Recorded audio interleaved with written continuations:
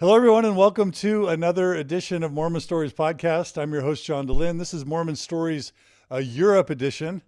For those of you who aren't following, we are here in Sweden, in Stockholm. It is Sunday, September 16th, 2018. We have traveled here to Sweden to celebrate Mormons in Sweden, in Scandinavia, in the Nordic countries, however you want to say it. For those of you who haven't been following, Hans Mattsson has come out with a new biography or an autobiography. He and his wife Birgitta have released this book, and we came here to celebrate the Swedes, the Swedish Rescue, Hans and Birgitta Mattsson, and all the amazing Mormon Swedes and Nordic and Scandinavian Mormons who have been so instrumental in helping the LDS Church on the other side of the globe become more open and honest and transparent in its history. Yesterday we did a one-day event where we talked about the Swedish Rescue. We interviewed 4 people who were part of the Swedish Rescue, and it was a fascinating day. And we had testimonies from members and former members of the LDS Church in various countries: Finland, Sweden, Norway, Denmark, even Ireland and Australia. We've had a lot of international attendance at this event, and it's been wonderful. And so while we're here, because we're gluttons for punishment or work, or because we're zealous in the cause, as we were having our meeting yesterday, and we realized the enlightenment that Sweden has experienced, I realized that other European countries need enlightenment as well, or advancement or truth or knowledge or support. And so I kind of threw out to the group a challenge. I just said, is there anyone else from any other country that would be comfortable sharing their stories a little bit? And so the Norwegian crowd, the Norway crowd, immediately came to me after the event and said, hey, we'll share our story. So I'm super excited. And what we're going to be doing is today, we're going to be interviewing 4 Norwegians as sort of the first ever Mormon Stories interview from with people from Norway. And it's not a total normal Mormon Stories episode, which is good. And so we're just going to be hearing from 4 Norwegians to talk about their experiences as Mormons in Norway and what that's been like. This is not going to be, a 5 or 6 hour interview because we have the second day of our event coming up later today. But we're going to do a couple hours and fun, in kind of a fun way. We're actually live streaming this event. So it's something like 2 a.m. in the morning in the United States because it's 9:45 a.m. Here in Sweden.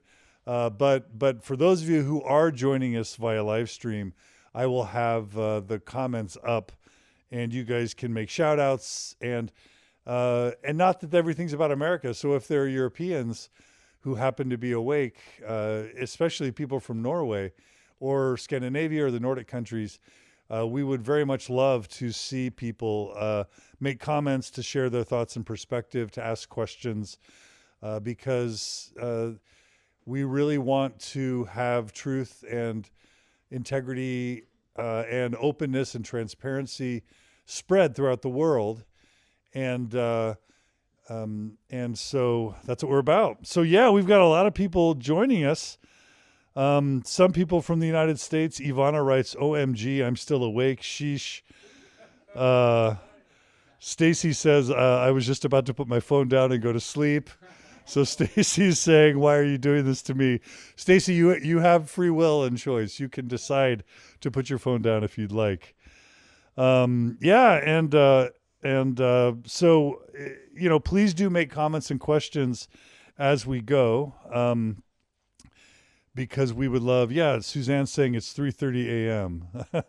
Anyway, thanks for joining us, those of you who are joining us in our live stream. I'll be monitoring the live stream and taking your questions and comments as we go.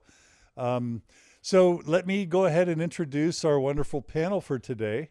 I'm not going to necessarily get the names right, but I'm going to do my best. Starting from left to right, we have Runar James Strand Amundsen. How did I do? You did well. Wait, he needs to have the microphone. You did well, John. Runar, thank you for joining us on Mormon Stories. It's good to have you. All right. We also have Elisabeth Olsen. That's kind of cheating. How do you pronounce your name? Elisabeth Olsen. Elisabeth Olsen. Go ahead and tell us your name in your own... Runar James Strand-Amundsen. That's how I pronounce it. That's how the rest of the world would understand it. Thank you for joining us. Okay, Elisabeth, thank you. Tell us your name. My name is Daniel Lillegård. All right. Yeah. Welcome, Daniel Lillegård. Daniel, welcome. Mm-hmm. And then we have... Stein Carlsen. All right. And I would say Stein, but That's fine. you say Sten? Stein. Sten, okay. I'm used to Stein. In the English world, that's what I end up. All right. Well, good. All right. Well, I'm so thrilled that all four of you would be willing to kind of tell your stories, and it's really fun. And we're going to do this a little bit differently because we're going to kind of be telling four stories in parallel. So I kind of want to start. Let's see. Who knows the most about Norwegian Mormon history, and who could give us a little bit of a background about the church in Norway? Do any of you kind of have a sense for? Are there stories or lore about some Mormon missionary coming to Norway at some point and converting some early Norwegians, and whoever it is, make sure and grab the mic and just kind of point the mic right to your mouth like that. Yeah. The part of the lore that I know, that is when my family or my parents entered the church. That's in the early 70s. Do any of you know any history before the 70s? Okay, go ahead. Yeah, the early start for the church in Norway was in the 1800s. Some missionaries were assigned from Denmark. Norway was under the Danish mission. So they were sent up, I guess a couple arrived by boat and started, I think, in the south part of Norway. There was a lot of resistance because this was new doctrine, new teachings, and they were persecuted as there were more missionaries coming, and even jailed. And I don't remember lots of specifics, but that was a little bit what I do remember. Okay, all right. Who's next? Who can tell us a little bit more about? Do you want to take over now? Go ahead and just pass that mic back and forth, if that's okay. Yes, and to my understanding, a lot of early Norwegian converts, they did as the British converts. They left for Utah, or for the States, and after a while for Utah. So I think if all the early members would have remained in Norway, then the church would be quite large, to my understanding, if the growth would have followed as it has done in other parts of the world. But they all came to Salt Lake? Yeah, they followed the call at the time, and that was to migrate to the U.S. and to build Zion. To build Zion. Yeah. What are some typical Norwegian names that in the United States we would recognize? Or alterations of the name, but what are some good, strong Norwegian names that we might be familiar with? Ole, Håkon, Håvard, Harald. Some of these names probably got changed, but sometimes I see Americans, like especially from Minnesota or some places in Utah, you find Americans with last names, either with Swedish or Norwegian endings, or first names as well. Okay. All right. Yeah. So, do you want to say something? Yeah, just pass that mic every time. I'd just like to mention that Norwegian LDS or members, they're kind of proud of part of a heritage that the church has here. Norway has an apostle from Norway, John A. Witzøe. John Witzøe was Norwegian. Witzøe. That's important. Yes. That's super important. And he was educated in landbruk, also like farming and stuff. Agriculture. Agriculture. And so he grew up on a small island called Frøya, which is in the middle of Norway, further up. And I think it was last year they actually erected a statue of him outside the city. Well, it's like a city hall on that island. Where? At Frøya. Is that a place in Norway? Yes, it's a small island. Why would they put up a statue of a Because Mormon? that... Did the church do it? Well, it was the family, and it was, family, you could say, his family in America, part of it, and probably some support here from Norway as well. Okay, well, that's a big deal. So Yes. John Widstow wrote the Articles of Faith. Is that right? No, wait, Talmage. What did Widstow do? He was a scientist. Yeah. He was actually working for the government as one of the departments of the government, doing with land and farming and stuff like that, and Yeah, I'm improved. thinking of the Widstow building. BYU has a Widstow building. Okay. Yeah, Oh. yeah. Okay, all right. So that's something they're proud of here in Norway. That an early apostle came from Norway. All right, good. Okay, so whose family joined the church first in Norway of the four of you? Do you guys have a sense? Let's do this chronologically. 74 here. 72? My parents. All right, well, let's start. Tell us about how your parents. Were these your parents? Yeah, these were my parents. They basically did the missionary experience with, I think, missionaries knocked on their door, and American missionaries. And at the time, that was, I guess it was my parents. They weren't that religious, but my father told them to come back, and that my mother would probably be interested, and she was. And both my parents, they joined the church just maybe 1.5 years before I was born. Okay. Yeah. And did they say what it was that made them want to join this American church? Well, Was it Donnie Marie Osmond? What was it? no, I think it was or the experience of a spiritual, confirmation about the truth of the Book of Mormon and of the church. So I think they were seeking for something, and I think at the time that the church, it fit perfectly with what they were seeking, and it did give them something. They also stayed in contact for. I think they still are in contact with the missionaries. When I went on my mission, I went to the MTC in Utah. Then I met the missionary that baptized my parents and also some of his family, and they were waiting for me at the airport. They came to visit you. They came to see me. Those ties were probably pretty special. Yeah. Tell us your parents' names. It is Frank and Margaret Strand. They are my parents. Okay. And so they would have joined in the early 70s. Yeah. And do you have a sense for how big the church was in Norway during that time? Or small? The church in Norway has, to my understanding, always been quite small. Like but today, how many members do you think? We have some 1,000 members that are active. I think I'm not sure. 1,000? 4,000. 3 or 4,000 yeah. are active? Yeah. Okay. I don't know the exact number, so you would have to take my. Okay. I think it's more, I've always heard we're 4,000 members, but in each ward it's about 100 to 150 acts, and smaller ones 50, between 10 and 50. Okay. So How I many would stakes? think How many stakes? 2 stakes? stakes. We With just got 4,000 the second people? one a few years ago. Okay. Is there a Norwegian mission? Yeah. Yes. Okay. Norwegian mission, 2 stakes, maybe 1,000 or 2,000 active members. Yeah, about that. Okay. Okay, good. All right.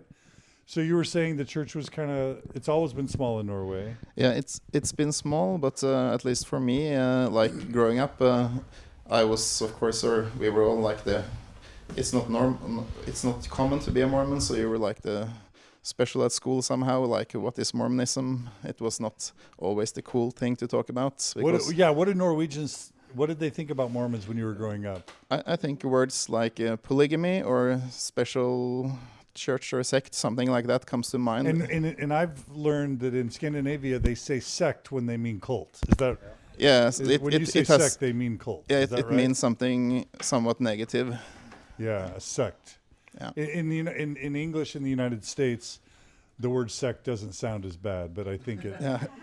right. It Yeah. just means like a denomination. But here, I get the sense that sect means cult. Yeah, that's the implication. Yeah. Okay, so like your friends at school, when you said I was Mormon, would they make fun of you? Would they laugh? Would they look at you weird? Well, when I grew up, most of my friends, they were not religious. So like being religious in itself, that was kind of odd. And being a Mormon was a little more odd. But at the same time, of course, they were not like cruel about it. So I think they were quite nice about it. Okay, they're polite, Yeah. but just a little bit skeptical. May I add something to that? Yeah, please. Because the thing I have been thinking about is the experience of growing up in social democratic Norway. It's a social democracy, and very, at least in American or compared to the United States, is very liberal. And then growing up, trying to combine these very conservative, religious Utah ideas of life with everyday life in social democratic Norway, liberal Norway, has been hard. It's two worlds. Yeah, because America is relatively conservative, and then Mormonism, the LDS Church, is even more conservative. And we're in a pretty socialist country, right? Yeah. So I experienced that the teachings from church, many of the teachings didn't really apply to me because they didn't reflect my life in Norway, right? In a sense. And we'll get to that. Yeah. That's exciting. Yeah. Tell us really quickly, Runar, Runar, what was your parents' profession? Did both your parents work? Did just your dad work? My father, like when they joined the church, he was a student. But my father, he's a civil engineer. My mother, she stayed at home. I have 6 siblings. We're 7. Now, that's probably not normal to have 7 children in a Norwegian family. Is that right? That is correct. So was it the Mormon church? We kind of got them when they were in college. So I'm sure that 7 children was a product of being Mormon. Is that right? Well, to my observation, there is a lot of families that join the church about the same time that have 7 children. I think it's somehow a magical number in Norway. But Okay. That's the question I always was asked. You're Mormon? How many siblings do you have? yeah. Yeah. That was sort of the first thing that got So up. big families, Yeah. like Yeah. Catholicism or, in the United States, big families, Mormons and Catholics. Yeah. I've heard Orthodox Jews have really large families as well. I've heard that. Okay.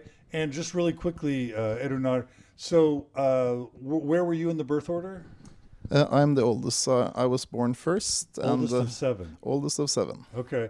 And tell us what your Mormon childhood would have been like. Like in the United States, there'd be family home evening, there'd be, family prayer, there'd be attending church on Sundays, a very traditional family.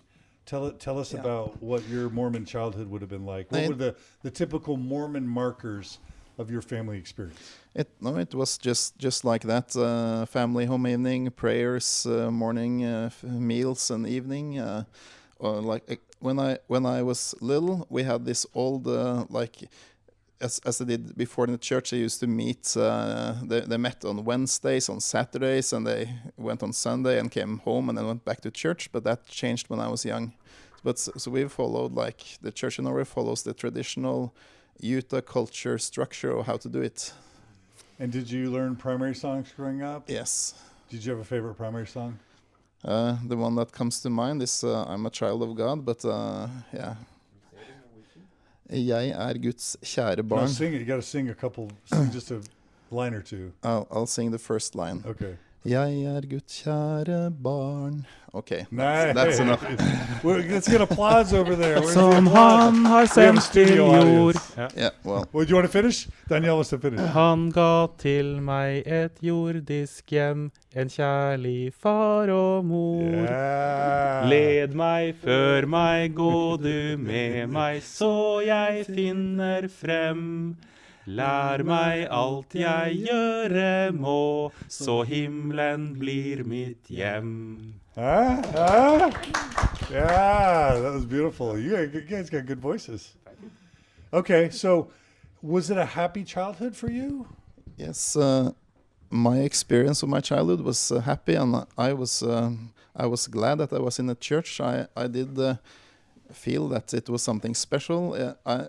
In some ways, with respect to friends, I felt that I was an outsider because there were certain things that that differed in lifestyle. But overall, I felt that I had a happy childhood, and that the church brought something extra to my life. Okay, and your families seem to get along pretty well, and Yeah. Did your dad or mom serve in callings in the church? Yeah, the normal callings with young women, young men, priesthood, bishopric, all these things. Your father was in a bishopric? Yeah. Was your mom in Relief Society, presidencies, Yeah. and all that? Yeah. Okay. They've had all different callings. Were they sealed in a temple somewhere? Yeah. Were they married first in a temple? Yeah. Did they have to upset their parents by joining Mormonism? Did your grandparents on either side not love it that your parents joined? Or do you know? I don't know the details, but to my understanding, on both sides they were somewhat skeptical, and I guess that's just to be expected. But after a while, I think they both became acquainted with the church, and I think their impression gradually grew to something positive. Over time. Over time, that was my impression. And really quick, did either of your grandparents join the church? No. Okay, and both your parents were originally married in the temple? Yes, well, they were married before they met the missionaries, but Okay. they were sealed in the temple. Which temple and about what year? That was in London. I don't remember the year, but it was in London temple. So were you already born when they got sealed? No, I was born into the covenant because they were sealed before January of 1974 when I was born. Okay, so they were sealed before. Yeah. Okay, so you were born under the covenant. That's true. You're a legit I'm just kidding. I don't know how I'm that. kidding. Okay, all right. That's cool. You get the sense that they were kind of pioneers then, right? Yeah, in our family, in my heritage, they are the pioneers in Mormonism. Yeah, that's really special. And are they still active in believing? Are they still alive? They are alive and they are active and believing, both of them. Okay, so they're still to this day. Okay, Absolutely. All right, who's next? Is that you, Stein? Yes. You said 74, right? Yes. Okay, how is it similar and different than that of Runar? Well, I guess one of the differences is that I grew up in Trondheim, which is the third largest city in Norway, and they only had a branch at the time. And my parents were the one in inviting their missionaries into their home, and gradually, I guess they liked their message and were baptized in 1974. And of course, I have 3 siblings. I'm the youngest, and we, of course, we're going to church with them. And we were then invited to have the missionary lessons. So we were taught by them, and then eventually, my older sister was baptized into the church same year as me. I was baptized 2 years later in 1976. So it took 2 years. And I had a brother also baptized, and another sister who did not or choose not to be baptized. Really? Yeah. At what age did he choose not to get baptized? Probably 14, yeah. Okay. So she is really... Oh, this is your sister? Yeah, she's here. She's here. Yeah. And did she ever get baptized, your sister? No. Okay. But my other sister... So did. one sister and one brother never got baptized? Is that No, only one sister never got baptized. Okay. So all 3, the rest, we were baptized. Okay. And so she was kind of like the black sheep in the family. And how old was she when she decided not to get baptized? 14. 14, okay. So she's I tough. almost want to interview her separately. Yeah. That's kind of interesting to get her. Maybe we'll bring her on at the end. Okay. Okay, so that's interesting. It's already a part-member family. Yeah. It kind of starts as a part-member family. Yes. Okay. So growing up in the church was kind of good. It was hard, a little bit hard in some points because you were alone. Like in school, you were the only one being Mormon, and you did feel kind of the odd one out at some points and stuff like that. But doesn't that kind of also give you some pride and make you feel confident that you're different and not of the world? Was there a degree that it gave you a positive identity to be different, or not? Not for me. Didn't think it did, but Not for you? no. You're just sad and hard. No. Well, we were taught that it's only true church, but it didn't maybe affect me in that way that much, I guess. Okay. But we had friends also at church, and close-knit community there. Growing up, my father was, my parents were active, always been active, and my dad was even a branch president at some point. And he taught us, a lot of good things, and also, like work hard. We even rented a farm at some point, and used the horse to plow the fields and grow our own vegetables, potatoes, and everything, and weeding. We hated the weeding, didn't we? But was that associated with Mormonism in any way, or is that yes, because of the commandment to have a garden? No, but to be self-sufficient. Okay. And to have 1 year food supply and all that. So my dad took a picture of all the vegetables we had, laid it down on a big white sheet, and wrote, "Because of obedience." Wow. That's intense. So we learned a few lessons about that. Were they strict? I think they were more strict towards my sisters and me and my brother, I think. Okay. My dad probably was maybe the strictest of them. Okay. But being in a small branch, you do tend to you can't like escape in the crowd. You have to participate. You have to give of yourself. You have to serve. You have only so many to ask to be given talks and stuff. So the smaller the unit, the more, I guess, work you can have or do in a congregation. Okay. And I do remember hating to like being asked to give a talk and stuff like that. I mean, I was so nervous. In the beginning, I was standing there on the pulpit shaking. I was really horrified of doing that. But I've been taught, I came in as 11-year-old, was baptized then. You're taught that, you shouldn't say no, like to serve, to do callings. I never said no when I was asked to do things, even though I was scared. and things, and that can be a good thing, of course, because you can push your own boundaries and overcome your fears for things like that.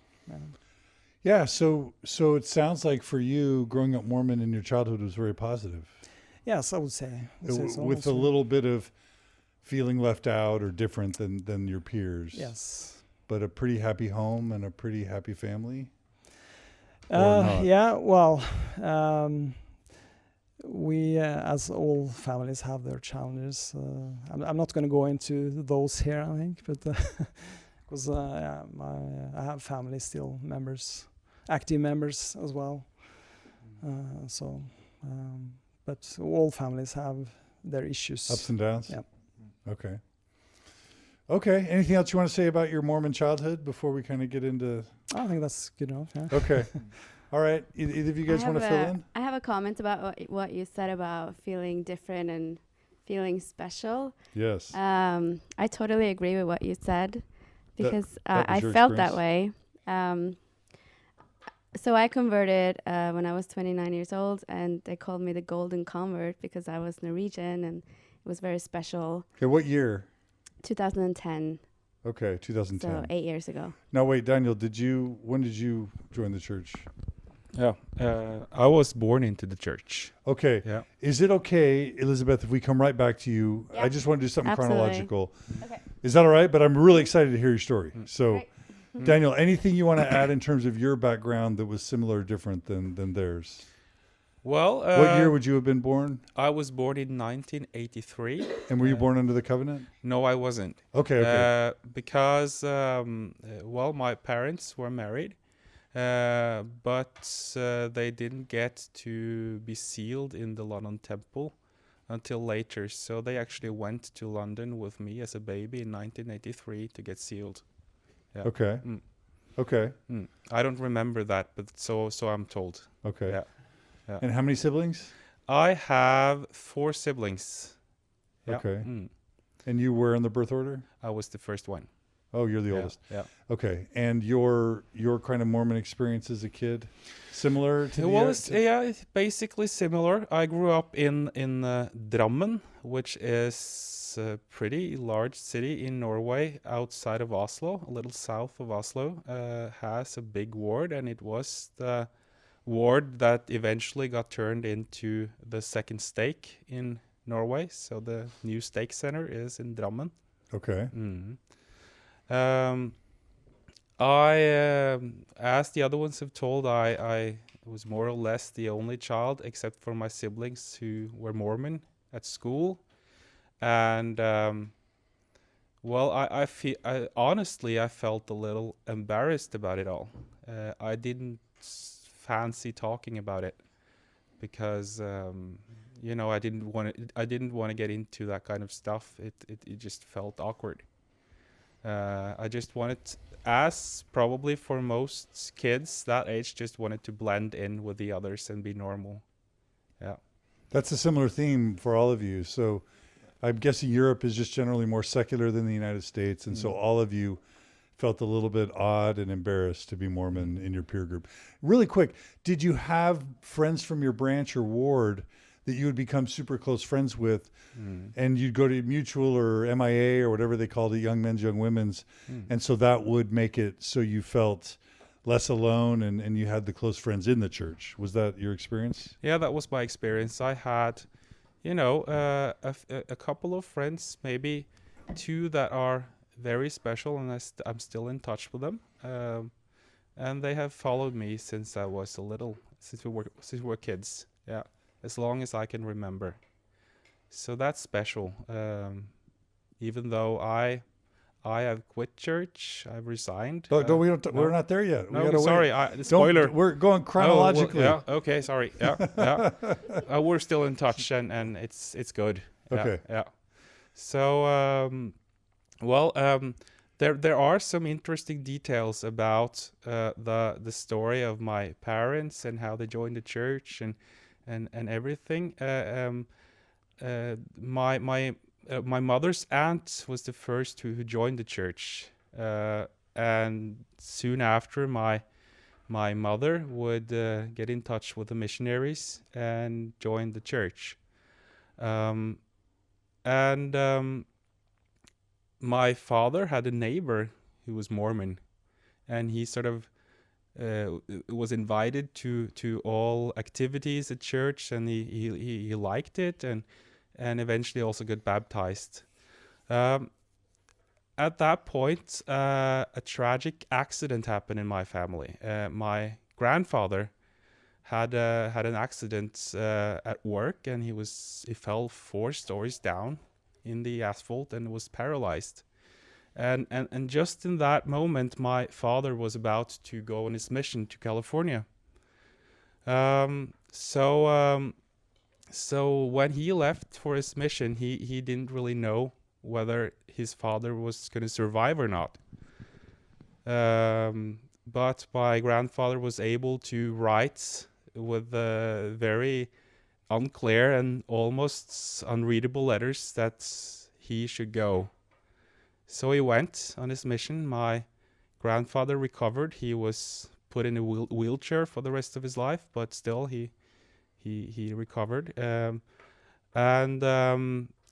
after my dad returned from California, my mom and dad, they met in Drammen, and my father proposed. And the story goes, 1 year later, I was a fact. Yeah. From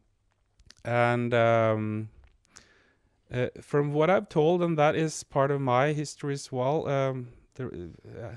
I'm trying to be as I'm not going into too much detail about it, but they were, they were not Mormons and not used to the culture. And as couples do when they are in love, they go visit one another, and just act normally. And from what I'm told, they were spied on a little, and that's the reason why they weren't able to go to the temple when they were supposed to get, when they wanted to get married. So the sealing was postponed 1 year after reports from other members. And that's the reason why I was born outside the covenant and went to London with my parents and got sealed to them later. So was there some family shame around that, or?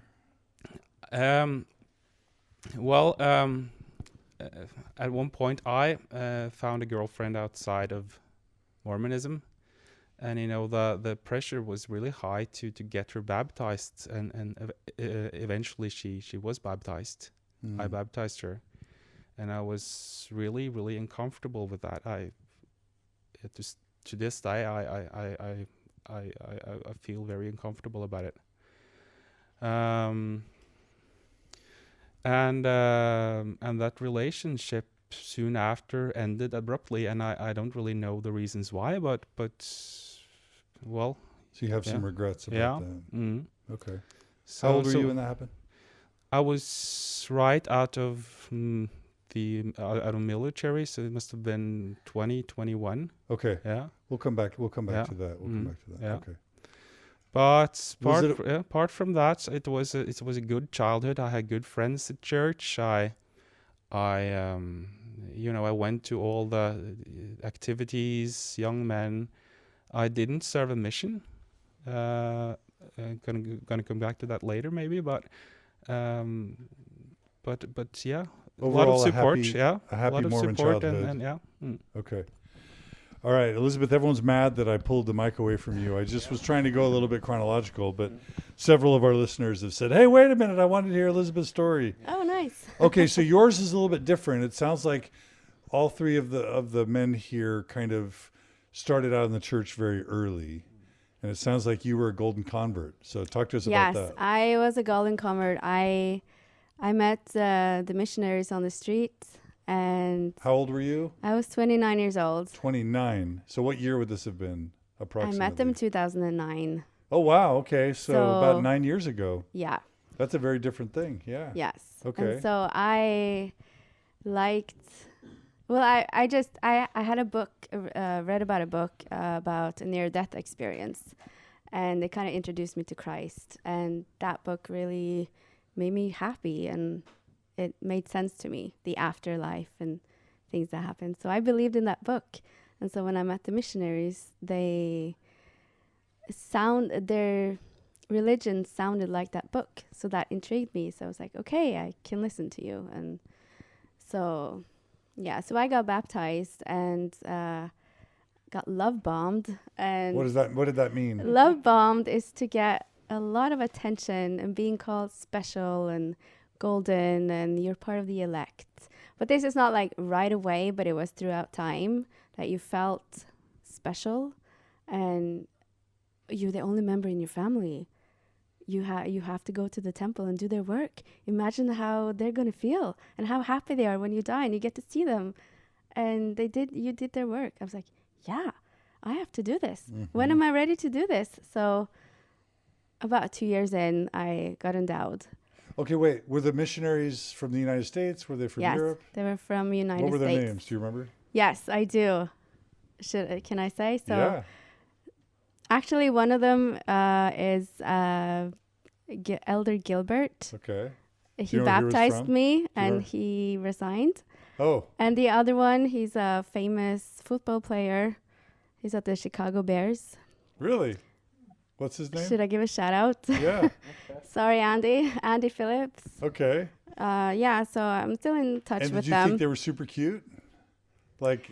Yeah, it's special to meet guys and sit down and have spiritual moments with them, and them listen to you and help you with things that troubles you, and they have spiritual answers. Like I had problems with suicide because my mother took her life, so I couldn't really understand suicide and get to heaven and all of that. So I remember they were telling me more about suicide, and the church stand on that, and I don't know, just a lot of different things. And so I felt so happy, and they just gave me a lot of these answers. So yes, I became kind of close to them, and I really liked the missionaries because they were different, and they were happy, and they had time to talk to you, and they did service.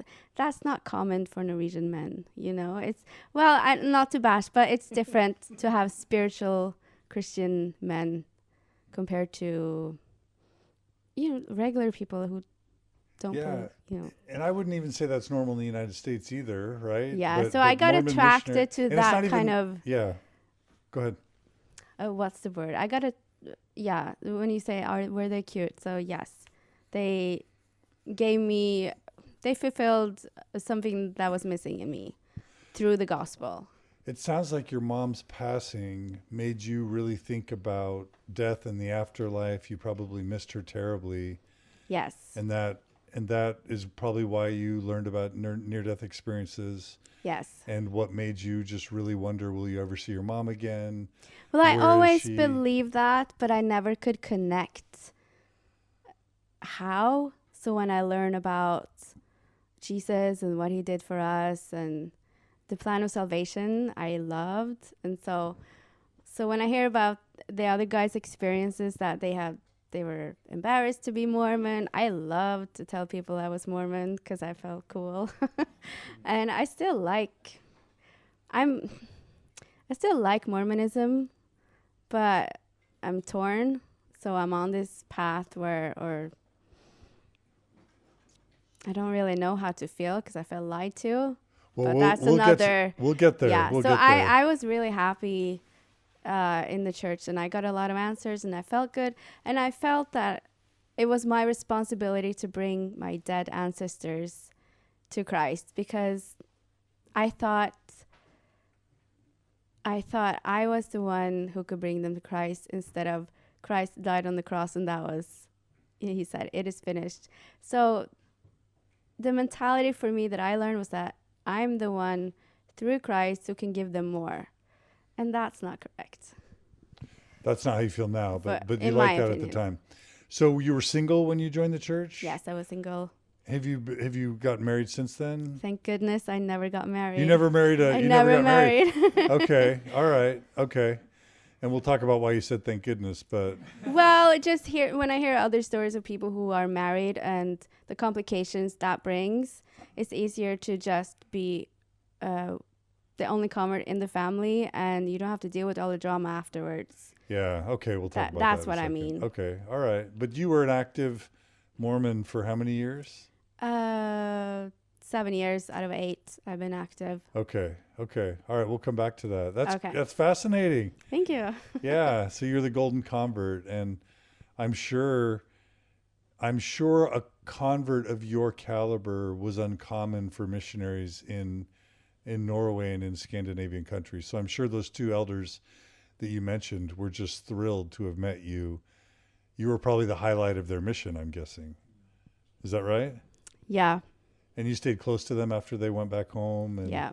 You stayed in touch with them. And you're still in touch with them now? Yes. Do you think they know you're doing this interview? No. They will soon. Hey, elders. Hi.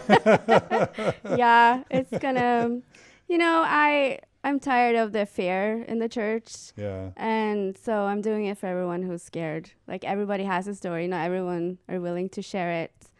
And maybe my story isn't that amazing, but it is mine. And I would like to share my experiences so people can make a choice based on all kinds of information before they get baptized or not. You know? So you're doing pioneer work in Norway, in a way. Yeah. I guess.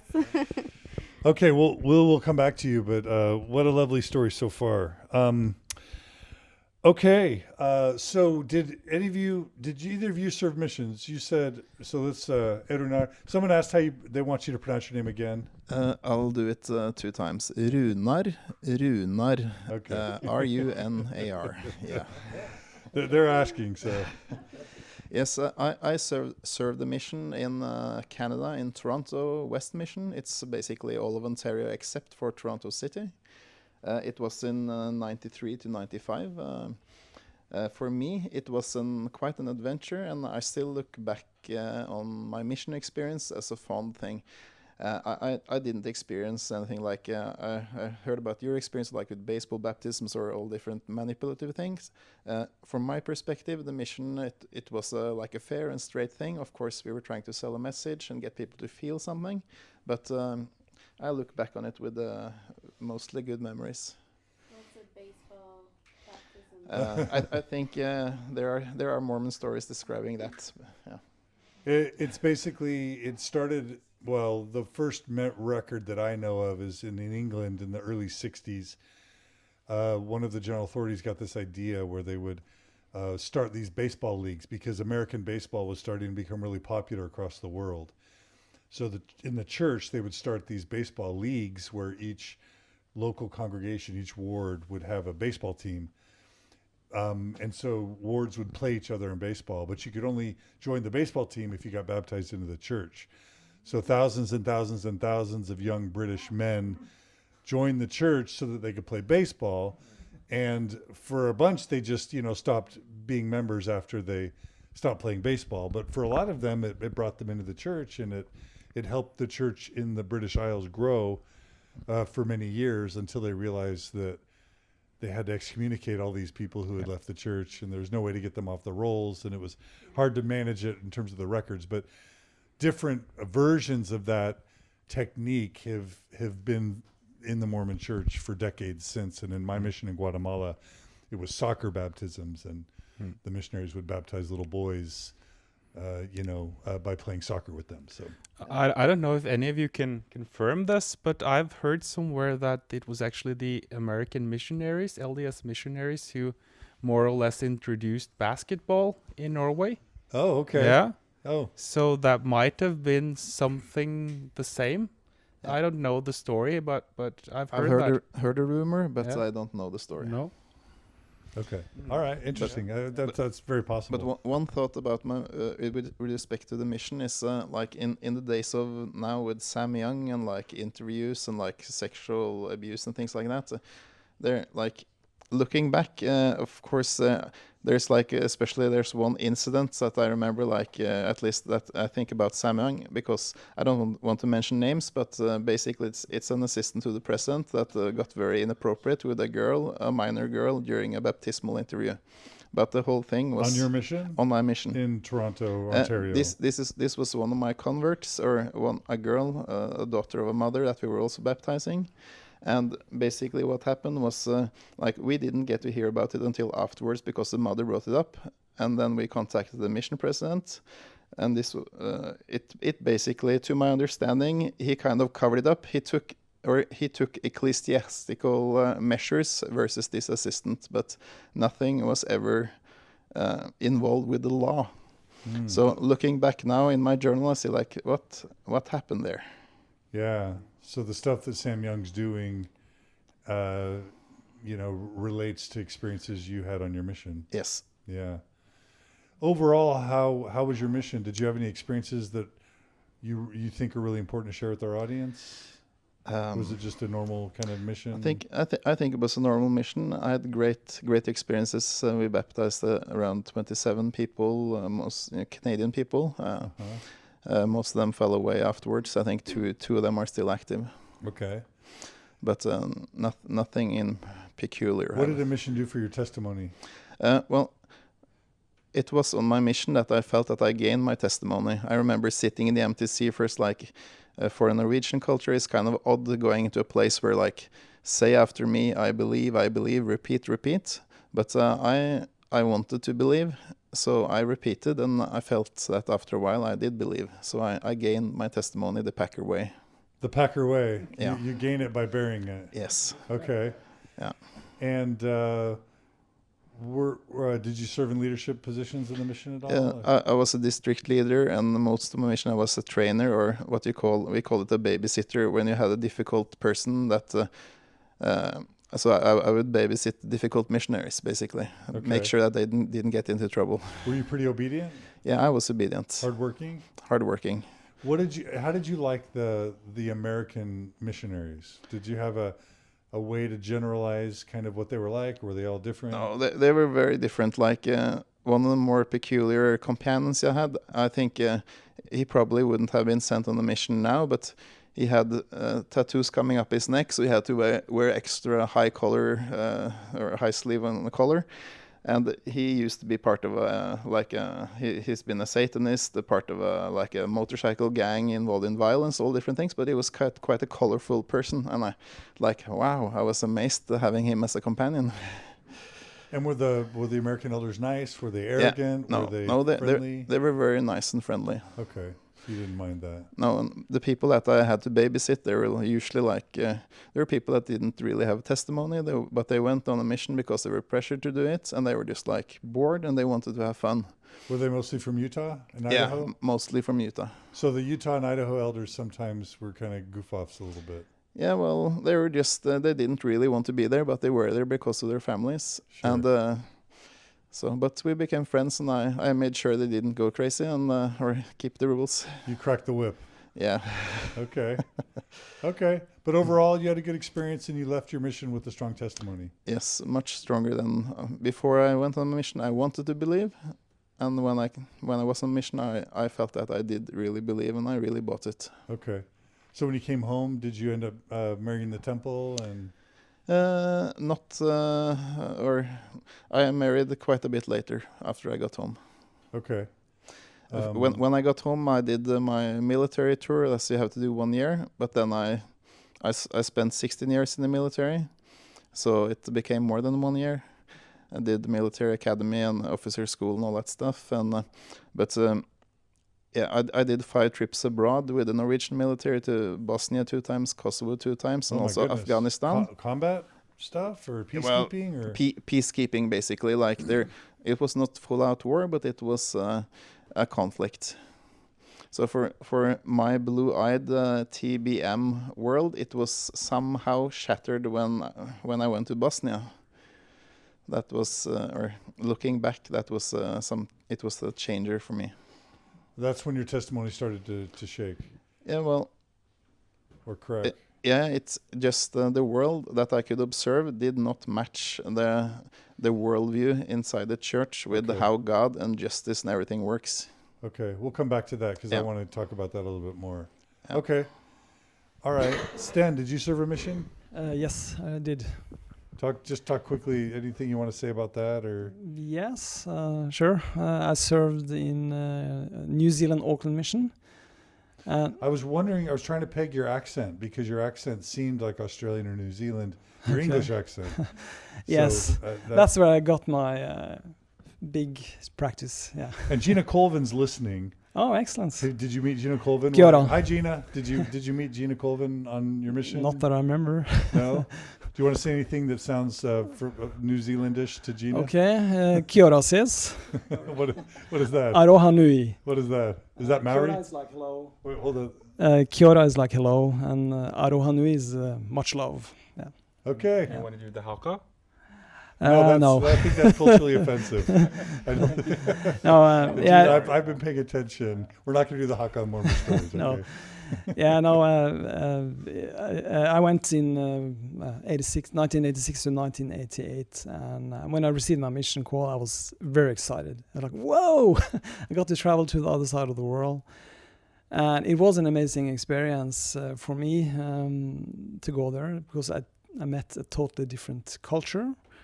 Got to know the Maori people in New Zealand and to work with them. That was fantastic. What were the Maori like? Very relaxed, more relaxed and friendly, and also the whole Polynesian culture. Because in New Zealand you will find more New Zealand Polynesians than in the Pacific, because they all kind of congregate to Australia and New Zealand, a lot of them. So I got to work and to know islanders from almost all of the islands in the Pacific.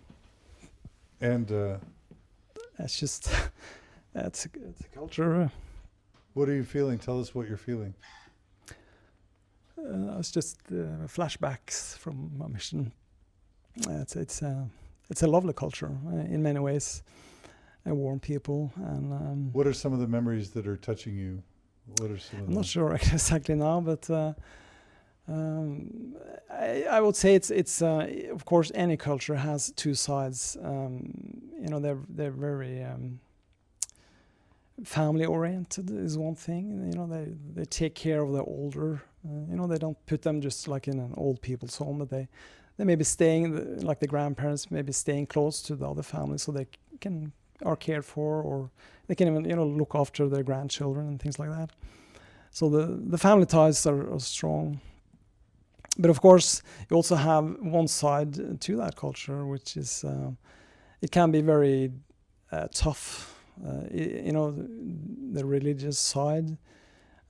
It's a patriarchal culture in some ways. So they can be very strict to the children. I mean, I do remember seeing in church a mother slapping a child in sacrament meeting, like boom. And I was like, whoa, what's going on? And that may not have been as common in Norway. No, that would be totally unheard of. Okay. So the way some of those cultures raise children is way different and from what I'm used to. But so it's a conflicting image, I guess. But and that could have been just an anomaly or kind of a rare thing. Are yes, you saying that maybe the culture was a little bit more passionate, or I don't want to say violent because I don't want to stereotype the culture, but I wouldn't say I know, but more than you would say my culture would have. A little more aggressive, is that how you describe it? They're passionate, I guess, in their ways. But I really grew to love the people in New Zealand and the culture of the Maori people and the other Polynesians. I really close to my heart. And it was a learning lesson to be on a mission, because you have to learn. You learn actually a lot about yourself, your weaknesses and your strength, how you deal with different situations, from persecutions. We did get some of that in tougher areas. You've been spit on, people throwing things at you and stuff like that. But I also learned some of my greatest lessons in while I was there. I do remember as a young missionary arriving in there, just a month or so, or a couple of months. I just moved into my second area. I didn't know anyone there. Got a new companion, new area, and he wanted to go to a part member family so we could borrow the phone and call someone. And we went there, and there was this guy sitting on the stairs and tying his shoelaces to go out. And he said, "Hi, elders." And so and my companion asked, "Can we come in and borrow your phone?" "Yeah, sure, just go in. There's people in there, family in there." And this guy was about 25 years old. I'd never seen him before. And my companion goes in, and I go over the threshold of the door of the home. And I just hear like a voice in my head, "Stop, sit down and talk to him." And I thought, no, I had to be obedient to follow my companion. So I was, trying to just follow him in. And then second time, I heard like a strong voice in my head said, "Stop, sit down and talk to him." And so I did, and I said, "Hello, how's it going?" And suddenly he just starts crying. And I said, "What's wrong?" I asked. And he said, well, he wasn't happy. And he shared with me that he had been involved in some serious sexual sins, bisexual affair or something. And that he was really messed up over it and unhappy, and he didn't know what to do. And I thought, oh boy, what can I say? So I did what I was kind of trained to do, and I told him that God loved him no matter what, and that there is forgiveness, that you can be forgiven, and that he should see the bishop to kind of talk about this. in retrospect, maybe I kind of regret maybe suggestion that bishop thing, given all the Sam Young LDS Protect movement. But that's what was my reply at the time. And he told me that as we came, he was actually so desperate that he was on his way out to commit suicide. And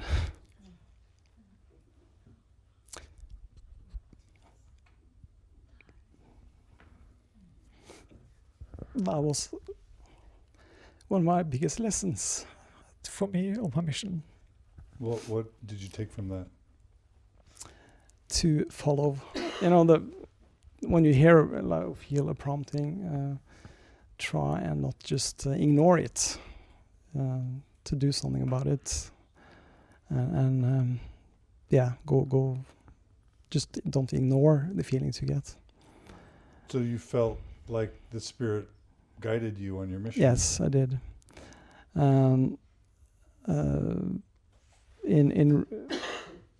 Because I also afterwards felt that I was thinking, what if I ignored that prompting? What I would, if he did commit suicide, would I be responsible for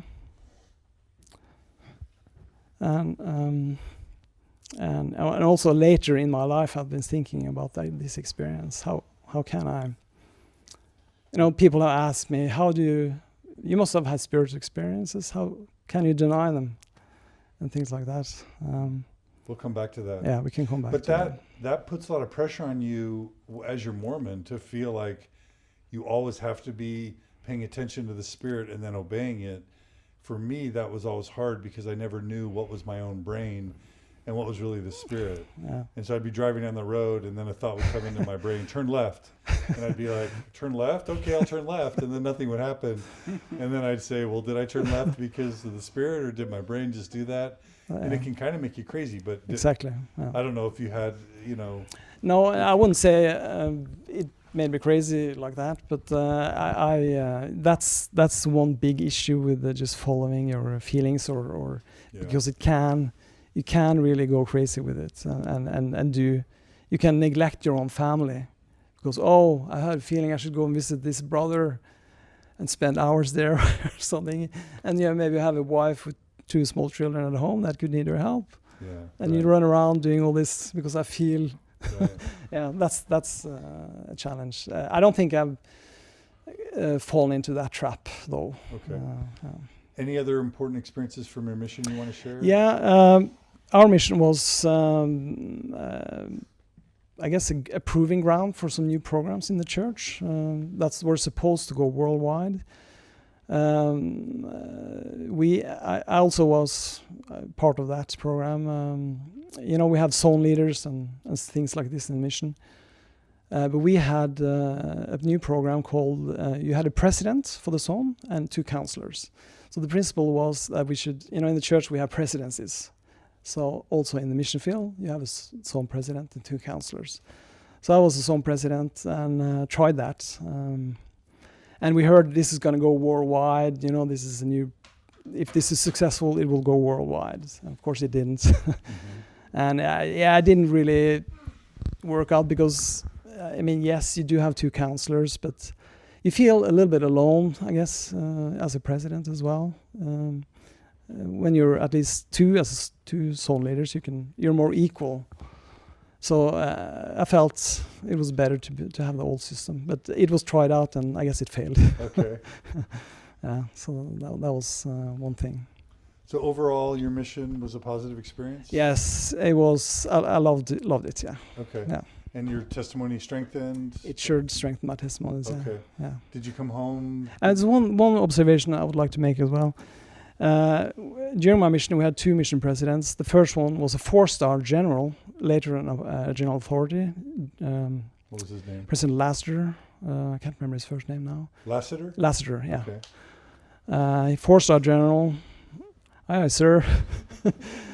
I came into his mission, and it was like goals. They were going for 300 baptisms a month and really pushing baptisms a lot.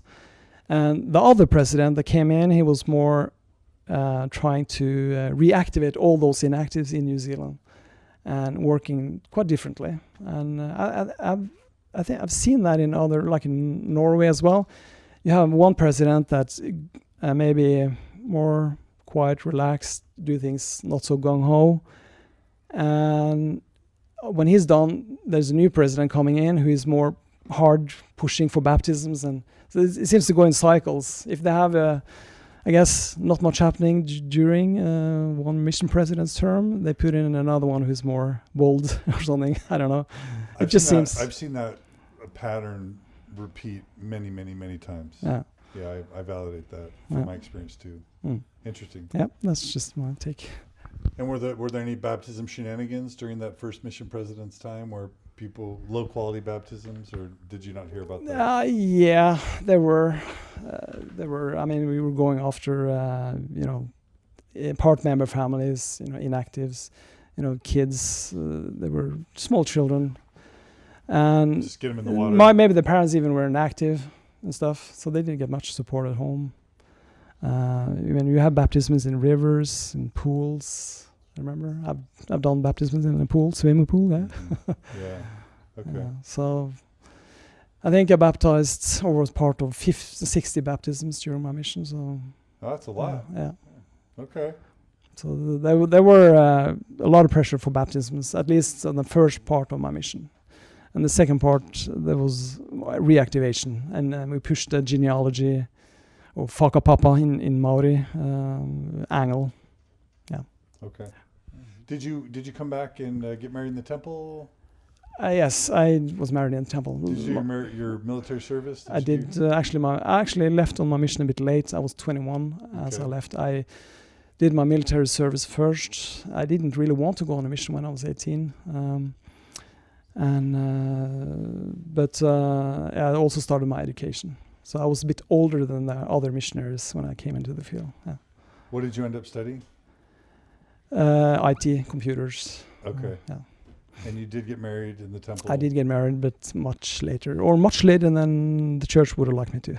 What age? I was 40. You were 40 when you got married? I was, or still is, I guess, kind of introvert. Mm-hmm. And I guess I struggled also with low self-esteem that delayed that process. Yeah.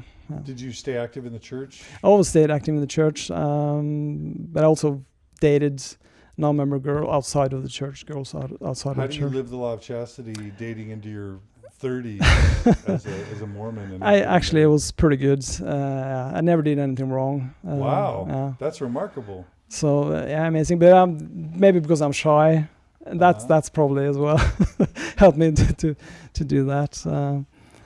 But there was pressure, of course, for me I got to hear it. You should be married, blah blah. And, yeah. It's also hard during kind of let's just call it your sexual prime and beyond to go.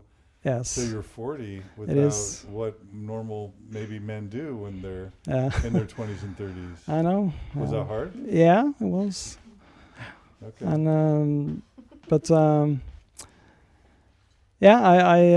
it was through a single adult convention here in Norway that I met my wife. She came over from Ireland, Dublin. So, and then it sped on.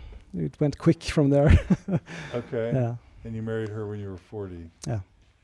Okay. And you guys have how many kids? 2 kids. And were you married in the temple? Yes. Which temple? That was the Sweden temple in Sweden, Stockholm. So Norwegians have to come to Sweden to get married in the temple? Yeah. Is that right? There's no. Well, you can do now in Denmark if you want to go to Copenhagen. Okay.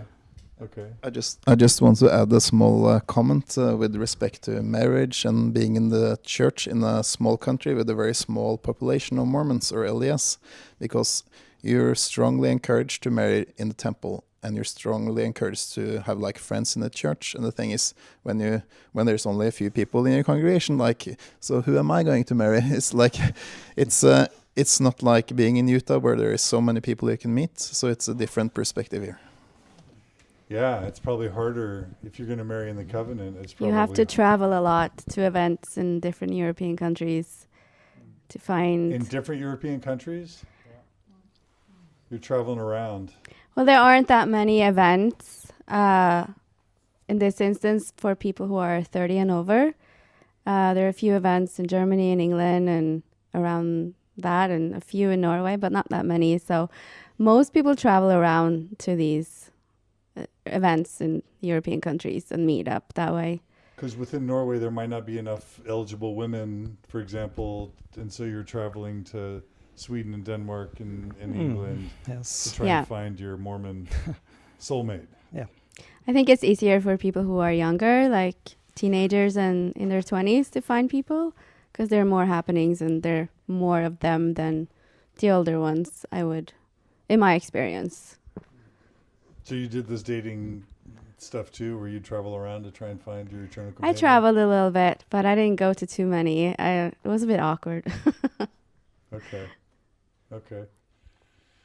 Okay, so you ended up getting married, and you have how many Yes, children? 2 children. Two children, and they were born in the covenant. Yes. Okay, They are. and I've met your dear wife from Ireland. Yes. All right, fun. Okay, anything else? We're gonna come back to kind of what caused you all to kind of question, but anything else about your Mormon experience that you want to share before we kind of talk to the others? Nothing that comes to mind right now. Okay. So, yeah. All right. Thanks for sharing your story. All right, Daniel, really quick. You didn't serve a mission. Did you get kind of side eye, as we would say? Were people a little bit skeptical or disappointed that you didn't serve a mission? I want to start by saying that this kind of setting where men talk about their missions used to make me really uncomfortable, because I knew in my mind that I hadn't served one, and you know, a very usual Mormon icebreaker would be to say, well, where did you serve your mission? So I had a cover story, and well, it's true. So I always went with that, although I had plenty of opportunities to serve a mission later, but I didn't. But So what was your excuse or your cover story? well, it's the same as Stein here. Also, I had all my papers ready for going on a mission at the age of 19. I was ready to go, almost ready to pack my suitcase. Although in Norway we had at the time, it's a little bit more liberal now, but at that time it was a mandatory military service.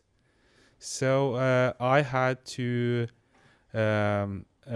send a letter to the Norwegian Armed Forces and ask whether I would be allowed to wait 1 year, 2 years with my military to serve a mission for the Mormon Church. And they denied that application. So I had to turn everything around and get ready to go way up north and serve military service for 1 year. And so I did.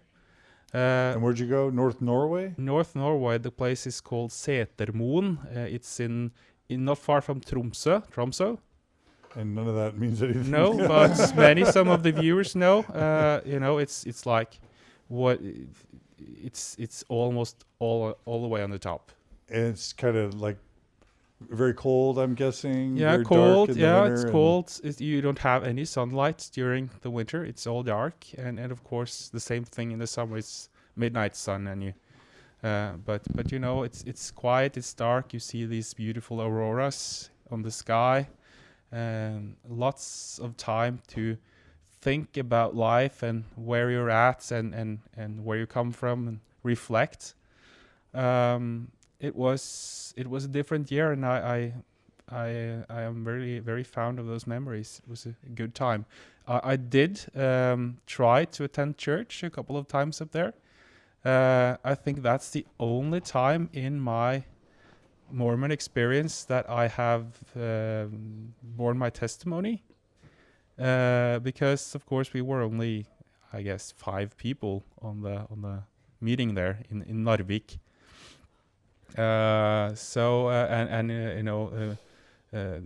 No organ, so they had a CD player that we just sung along with, and the primary was one kid, and it was was very exotic in a way from what I was used to from Drammen, where we had usually 200 members, 150, 200 members present at that time.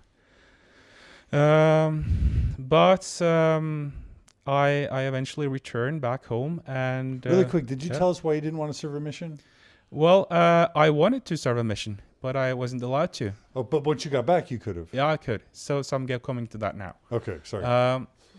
Well, I had some time away from that regular attendance every week at church, and got the time to reflect a little where I'm standing. And integrity is very important to me. It's always been, and I've never been afraid to stand up and ask those hard questions. And I just felt like I hadn't had that spiritual experience in my life, and I felt there were so many things in the Mormon faith that just didn't make sense to me in a way. I don't think I was or am that kind of a spiritual person. I'm more like down to earth, and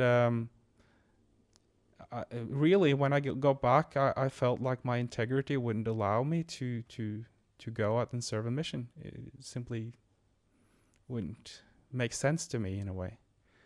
I couldn't try to convince someone else to believe something I wasn't sure I was believing myself. That's the thing. So I had to stand up for that. Even though I say I wasn't quite sure if I believed, I hoped it would be true. And that was my hope all the way up till quite recently when things changed. Yeah.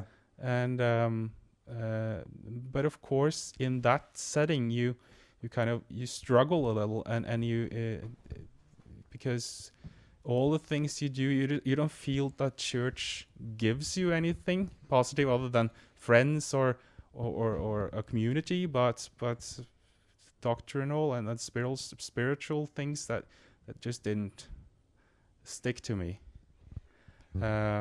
And that's the reason why I decided to not go on a mission, even though I was close to going a second time after peer pressure and friends and everything wanted me to go, because I have the skills to talk and I'm quite good with languages and ended up as a teacher. So thanks to church, really. Also, that's another story. But did your parents want you to go on a mission? Yes, of course they wanted, but they still. I love my parents really, and they respected my viewpoints. Viewpoints. You know, they were converts. And their parents. They weren't members of the church. There wasn't that kind of immense peer pressure that many others would experience. So I guess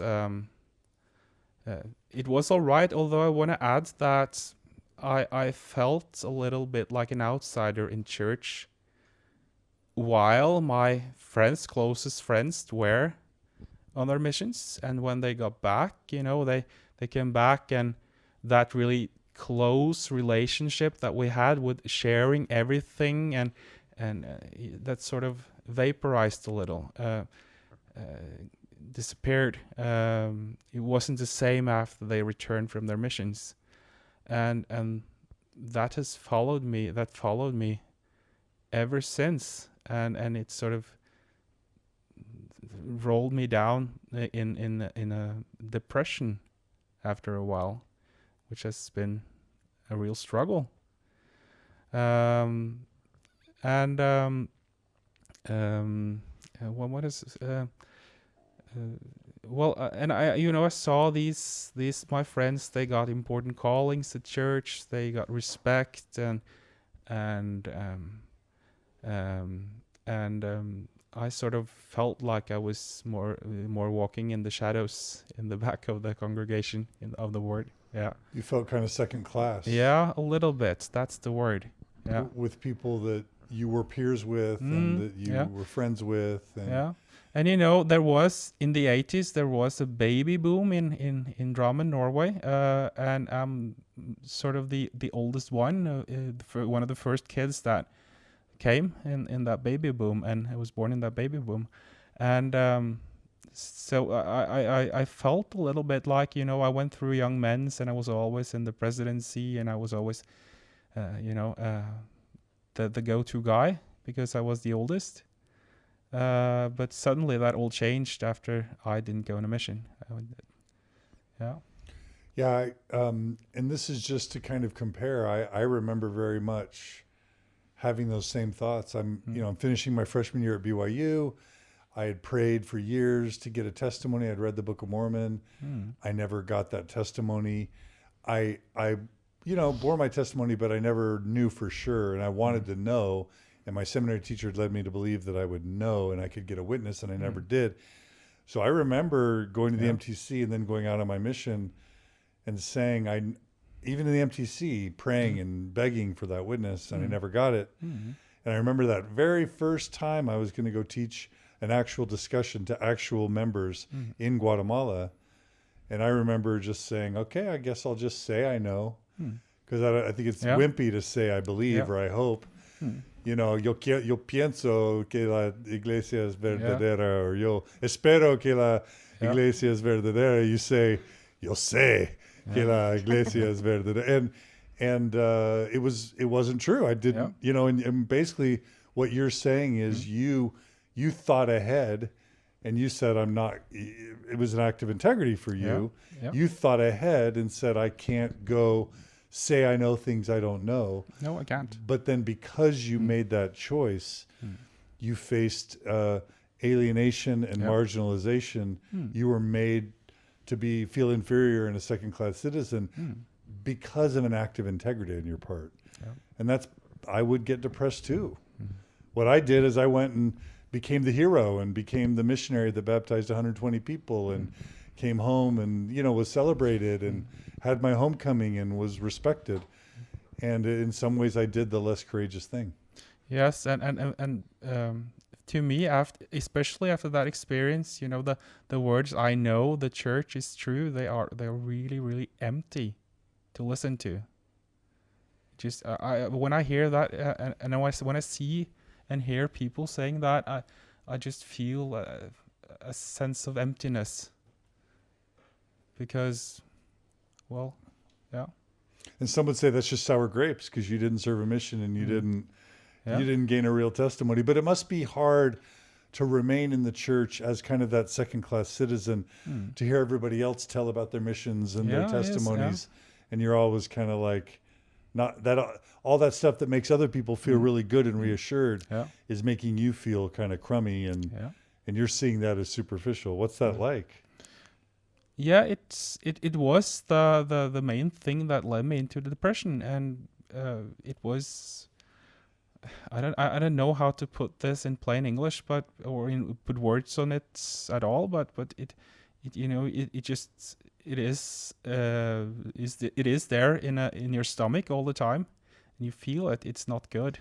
It's like the feeling you get told you feel when you don't have the Spirit, in a way. The adversary. Yeah. And it felt like a wound. And my way of dealing with it was to be very, to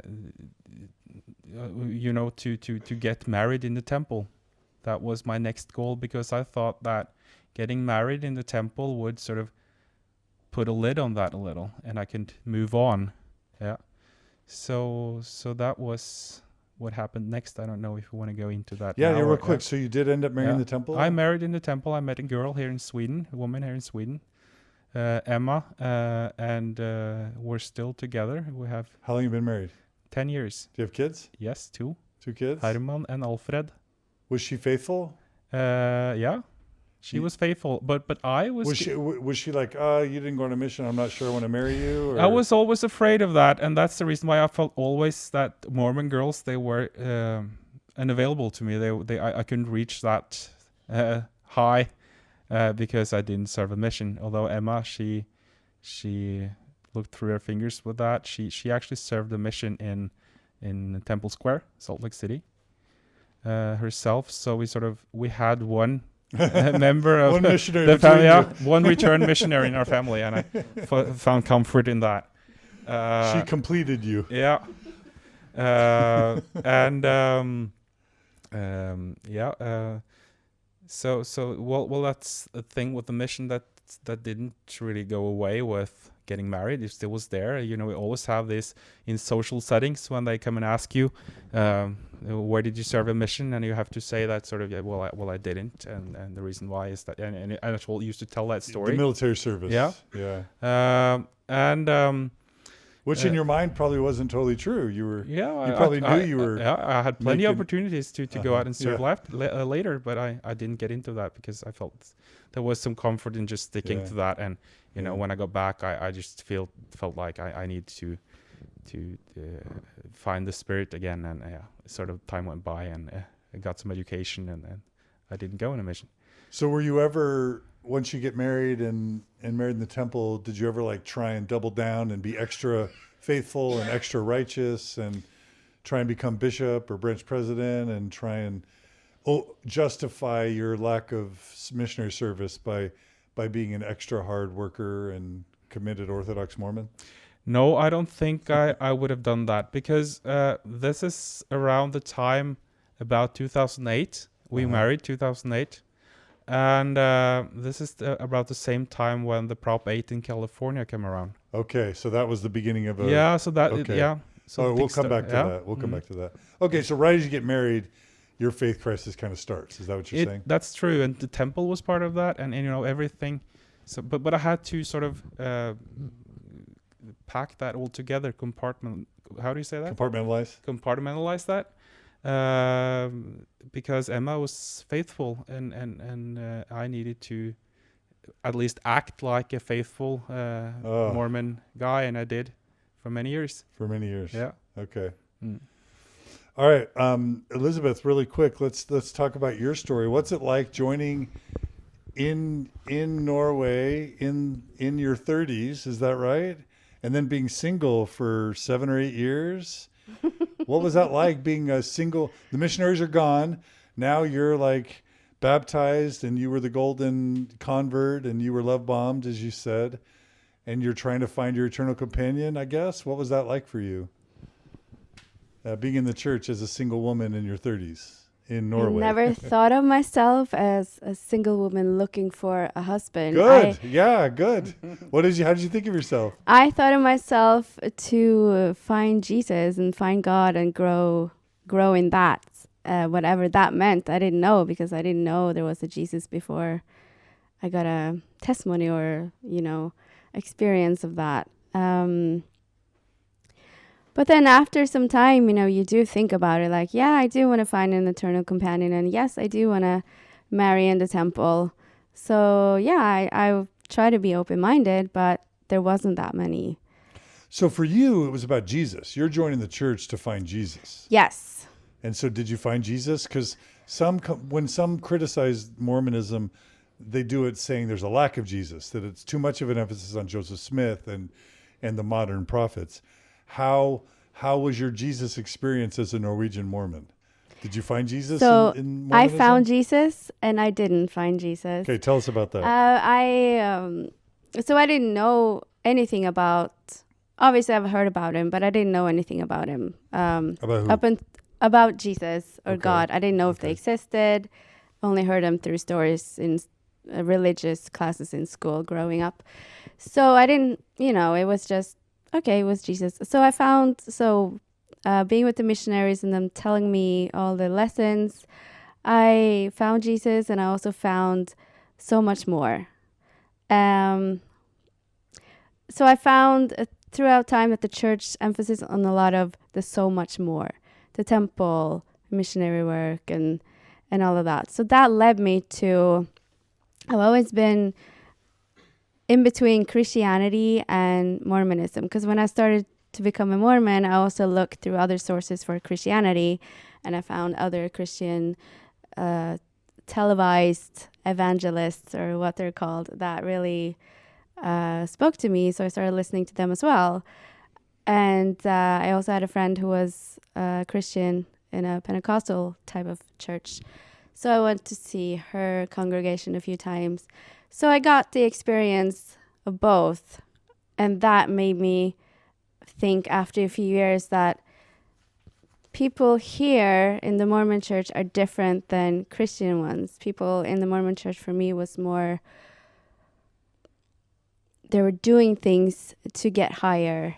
They had callings, they had responsibility to do. While other Christians, they were more worshiping and they had a personal relationship with him and they had him in their heart. They didn't have the shaming over them. They didn't have the difference is that they confess that he's their savior, and then through that they decide how they want to live their life, and then they get baptized if they want to. I don't know. There's a lot to say about that.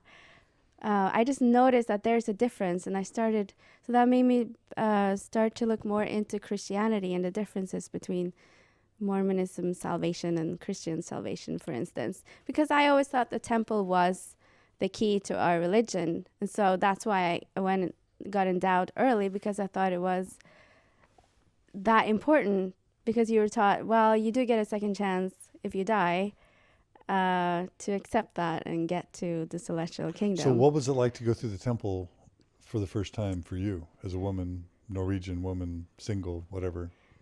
I liked it, Aspiring actually. Christian. You liked it. I thought the clothing, I was shocked for that. I was like, what is that? What does this has to do with anything? But I felt good. And I guess you feel good because you got pumped and this is something special and unique. And, I think, yeah. And I did have, so I did my endowment for my mother as well. And that was a really big experience for me. Oh, because she had passed away, right? Yes. So... You feel like you're getting your mom into heaven kind of thing. Yes. And I also felt her after she came as a spirit. And I felt her hug me.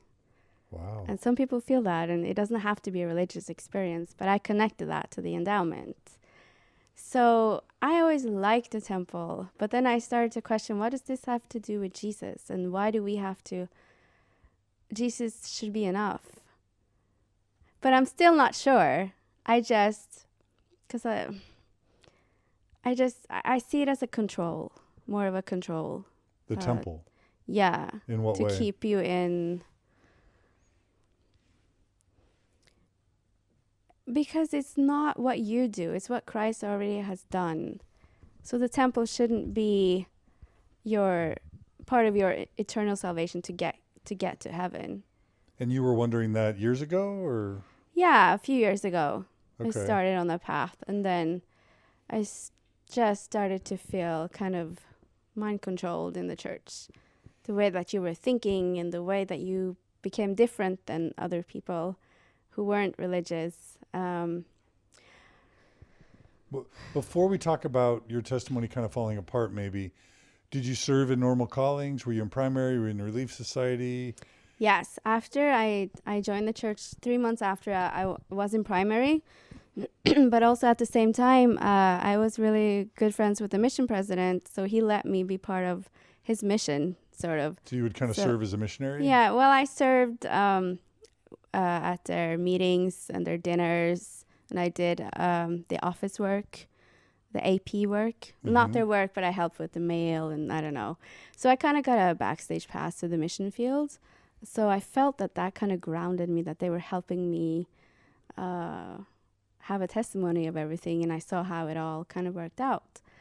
Sorry, what was the question? Yeah, and so did you serve in primary or Relief Yes, Society? I've been in primary and young women's.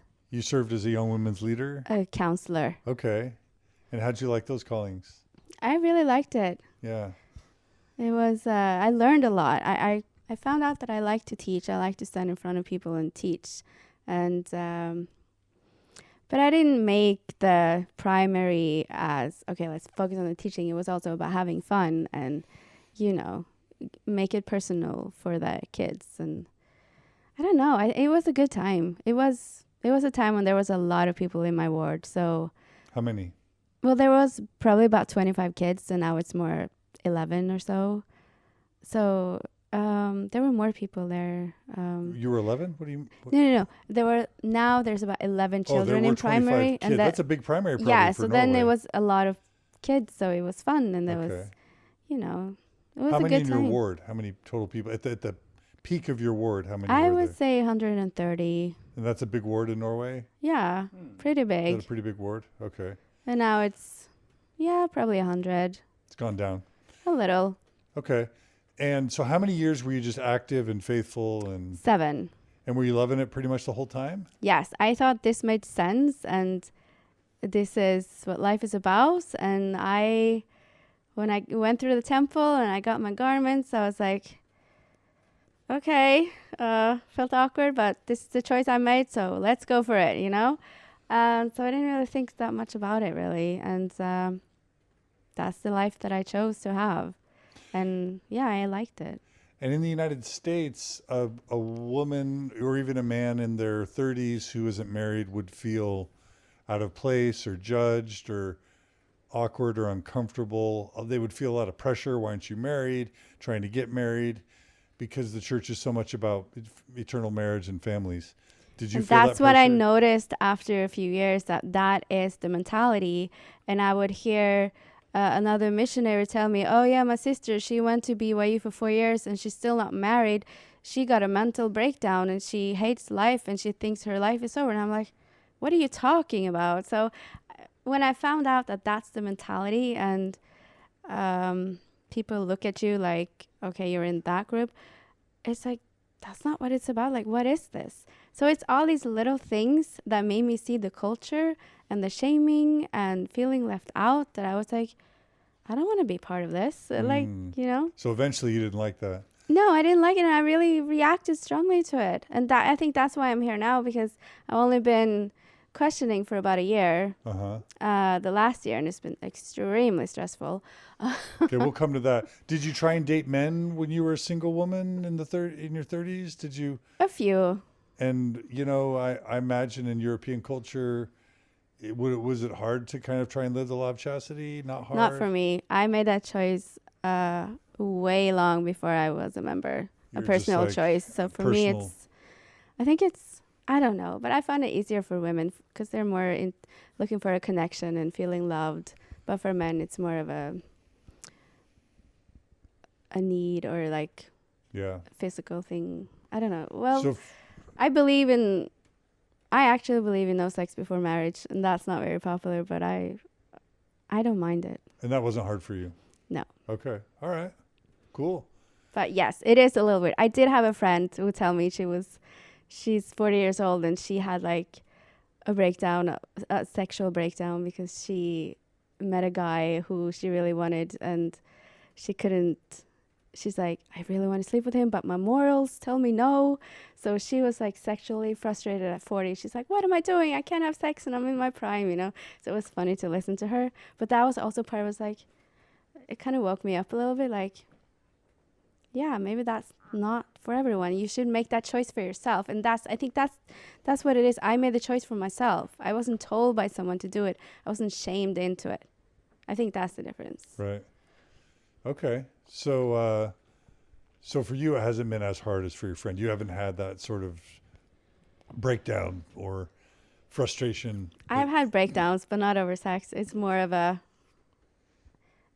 faith breakdown of it not being true. Okay. All right. We'll come to that. Okay. Anything else you want to share about your believing Mormon life before we talk about it falling apart? I think I've said enough that I take it as a good experience. There has been a lot of good, and so I just take the good things from it and then try to move on. Okay.